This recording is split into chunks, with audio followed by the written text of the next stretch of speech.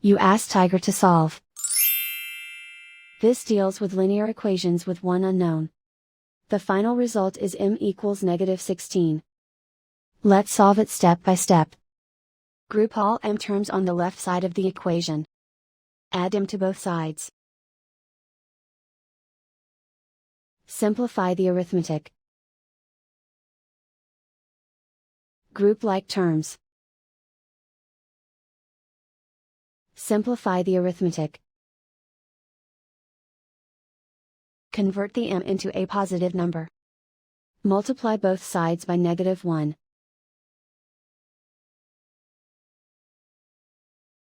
Remove the ones. Simplify the arithmetic. And so the final result is m equals -16.